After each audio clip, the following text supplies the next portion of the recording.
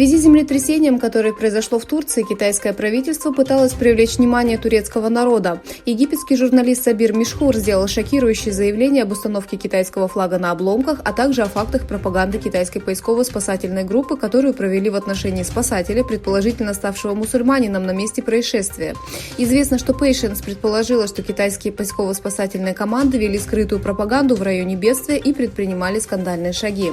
Ранее китайский дипломат заявила, что Китай строил мост Чанакалли, и он не пострадал во время землетрясения, хотя сооружение возвели Турция и Южная Корея. При этом жители Восточного Туркестана, находящиеся под китайской оккупацией, бросились на помощь пострадавшим от землетрясения, забыв о собственных проблемах. С первого дня на места отправлено более 500 поисково-спасательных групп. Уйгурские турки, проживающие по всему миру, пожертвовали в общей сложности 23 миллиона 839 тысяч 500 турецких лир.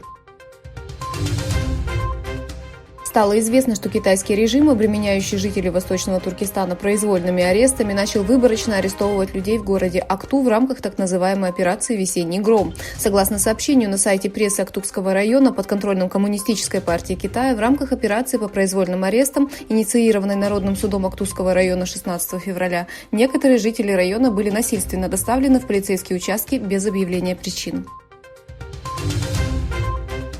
По сообщению Китайской обсерватории землетрясений, 23 февраля около 6 часов 37 минут утра по местному времени произошло землетрясение магнитудой 7,3, эпицентр которого находился в таджикистанском городе Мургаб.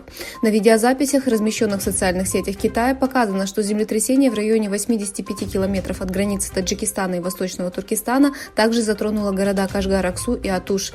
Особенно страшные моменты пережили люди в Кашгаре. В их домах раскачивались люстры, а предметы падали на пол. Китайские власти не поделились информацией о том, есть ли пострадавшие или жертвы, связанные с землетрясением в Кашгаре. Белый дом предположил, что Китай еще не оказал России оружейную помощь, но оставляет этот вариант как потенциально возможный. Пресс-секретарь Белого дома Карин Жан-Пьер заявила, что Вашингтон не располагает фактами о том, что Китай оказывал России помощь в поставках оружия. Однако власти Китая не опровергают данный вариант развития событий.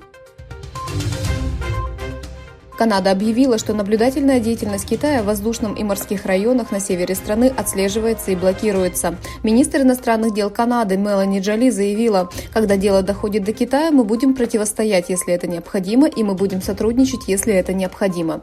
Дэниэль Ле Бутилье, представитель Министерства обороны Китая, сказал, что они полностью осведомлены о последних усилиях Китая по проведению операций наблюдения в канадском воздушном и морском пространстве, сообщило канадское государственное телевидение CBC.